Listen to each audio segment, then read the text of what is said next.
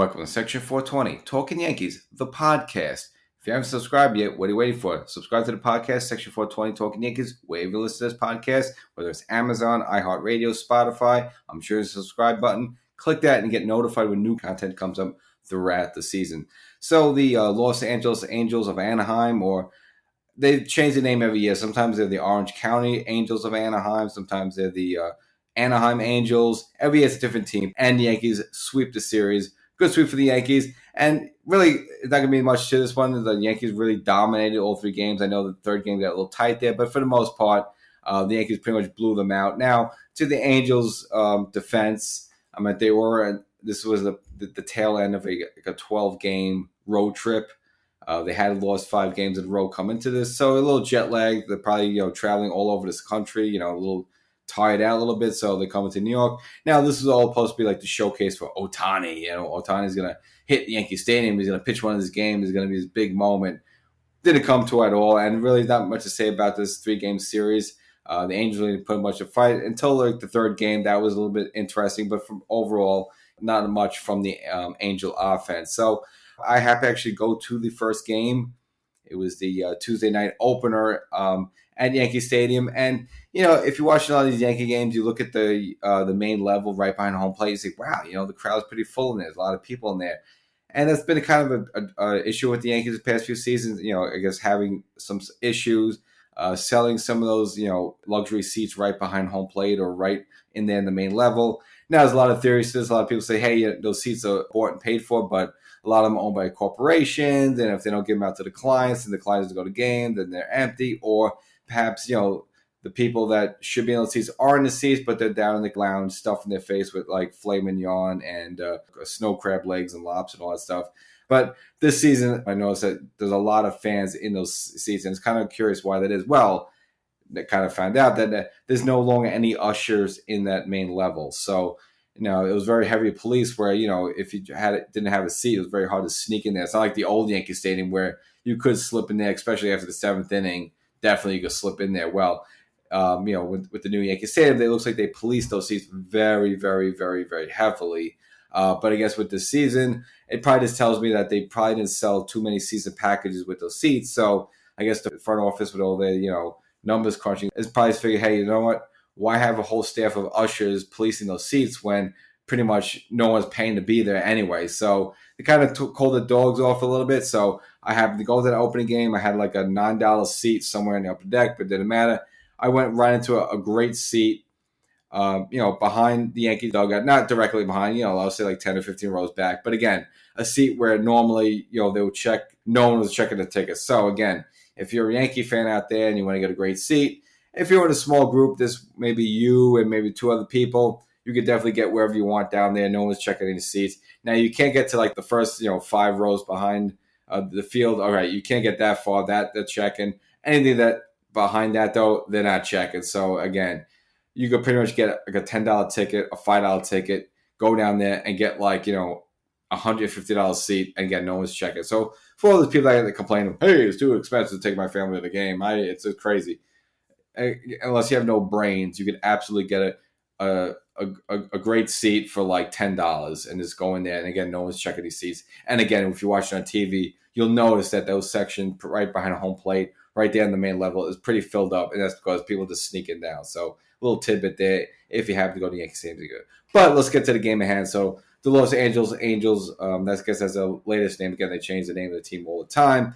Came to this series against the Yankees. And the Yankees, fresh off splitting 2 games each down in Tampa, which, again, if you listen to the last episode, I said, yeah, it stinks splitting that just because you won the first 2 games. But a lot of positive signs from the team, just the fact that they split that with a lot of players on the shelf, like Stanton, like Donaldson, and so forth. And a lot of players also banged up. And, of course, just for the news with some players, getting Tommy John surgery and out for the like Chad Green and Luis Heel. So, again, even though it was a split, I think it was a moral victory for the Yankees. So, all right, they come back to New York. Now, the first game is against an old nemesis, Noah Syndergaard. According to Noah, he wanted to stay with the Mets so bad. The Mets offered him like $21 million. The Angels offered him like $2 million more, $23 million. So he said, well, as much as I love to play in New York, I'm going to bowl for Los Angeles. So that's the Noah Syndergaard that comes back. Now, he was doing pretty decent for himself, in the season, 4-2, but He had absolutely nothing in this game. Now, he complained before, like, hey, I had a lot of upper body soreness and all that stuff. Well, what else is garbage? But the Yankees racked him up pretty early, dropped a 4 spot on him in the first inning, including Matt Carpenter.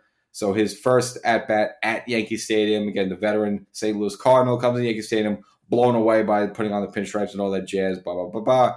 But hits a 2-run home run himself in the game, and this is the first inning. Puts the Yankees up very early, 4-0. And Noah Syndergaard got cuffed up very early in the game, left in the third with a big deficit. And this is a game that was pretty much a laughter the whole way. What was really the good news in the story of the game was Jordan Montgomery finally getting his first win on the season, which is insane. About 2 months into the season, and just the way this Yankee offense produces nothing for him. Now, look, he had a couple opportunities where he could have won some games, maybe didn't have his best stuff, but the idea that this was his first win of the season was crazy, but finally get it. Very good performance from him. 7 solid innings. Just gave up 1 home run, a meaningless home run, but this was a laughter of the game. And I guess, the Yankees set the tone early defensively, in the top of the first. Shohei Ohtani, again, is supposed to be his big week at Yankee Stadium. Hit a big pop fly to center field. Now, Judge was playing center field in this game. And, of course, Judge, a big dude, 6'7", leaps over the wall, just snags away a home run from Ohtani. And again, that kind of set the tone for the game and the rest of the 3-game series. So, no home run there for Ohtani.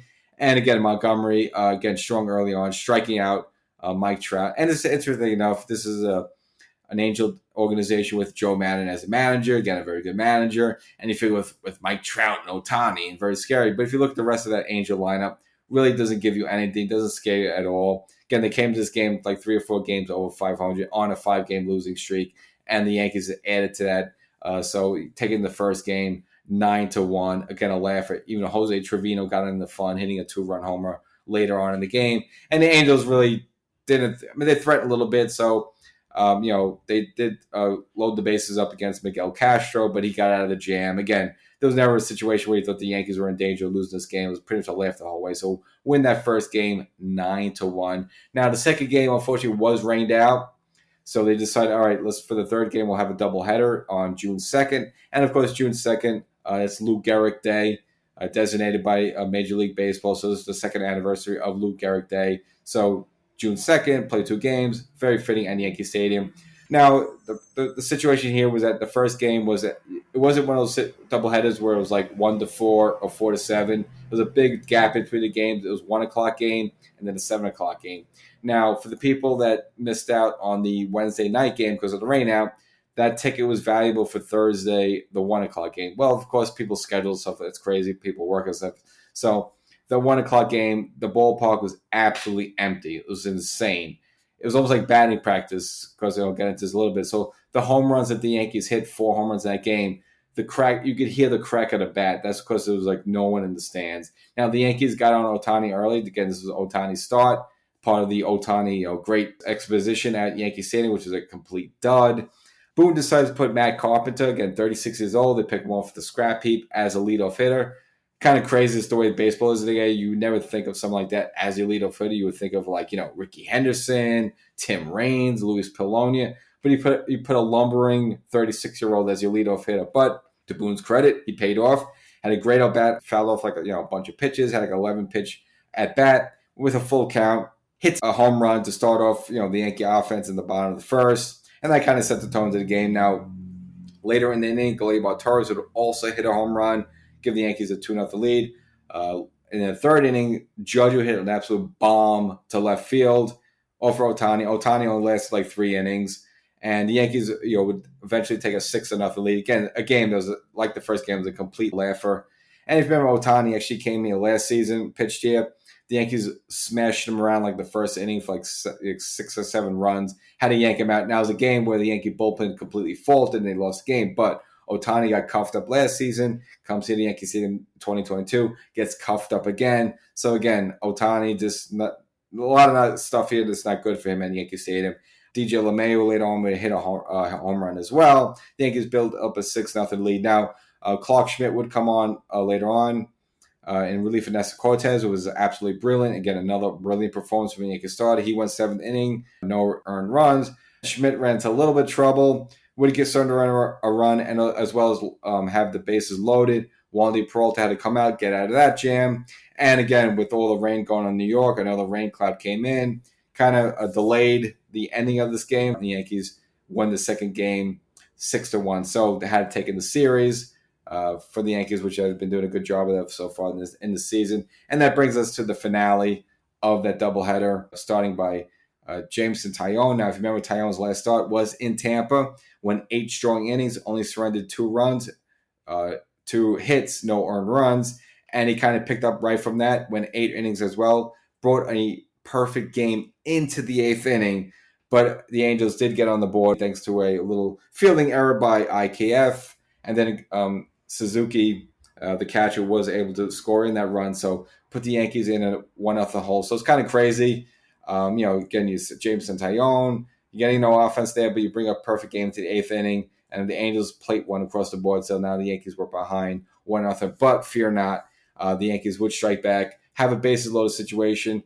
Now Higashioka did start in this game, but later got lifted for Anthony Rizzo. And Rizzo would hit a RBI single, score 2 runs. So the Yankees down from 1-0 to taking a 2-1 lead for Rizzo. Again, a pinch hit off the bench in the bottom of the 8th. And that brought us to the 9th inning. Now Clay Holmes, who has been filling in for Chapman, overall doing a good job. Had a little control issues. Actually had a bases loaded situation with 2 outs, but was able to get out of the jam. Again, secure the 2-1 Yankee win. So the Yankees not only swept the doubleheader, but again swept the 3-game series against the Los Angeles Angels. Again, they change the name every year. Taking all 3 games against the Angels. A lot of good, solid pitching from the Yankees. Jordan Montgomery, Nestor Cortez is picking up, and again Jameson Taillon, who's really coming on. And the Yankees are just doing this. Really, if you look at the top 2 Yankee starters, Garrett Cole and Luis Severino. Last couple of starts, not too sharp. So really, it's the bottom 3 of that Yankee starting rotation has been getting the job done, and just enough offense with a lot of key players out. And get Carpenter contributing now with 3 home runs as a New York Yankee. I mean, he's only been here for a handful of games and he already had 3 home runs. So for all those people that want to bash Cashman, I mean, it looks like he finally got it right. Finally got a good starting 5 for the Yankees, and you have to tip your cap for Cashman for bringing in Carpenter here, because again, pretty much right away, getting 3 home runs from Carpenter. Just you bring this guy in, and he's ready to produce some offense, and again, a lot of good vibes for this team. So the Yankees sweep the Angels, a lot of good stuff there. And again, if you go to Yankee Stadium and you want to give yourself a seat upgrade, you don't need the MasterCard, you don't need to win some promotion. Basically, just walk in there. No one's checking tickets. And don't get greedy. You can't go with 10 guys and 10 buddies and take a whole row. Okay, you get nailed from that. But you and another person, and maybe you and 2 other people, go in there and take a section out, and chances are those seats aren't sold, and so no one's going to bug you. Or if they bug you, just slide over 1 or 2, and you're good. So you pay $10 and you get $150 seats. So that's a great situation. So Section 420, Talkin Yankees, the podcast. Subscribe and stick with us the whole season. Adios, amigos.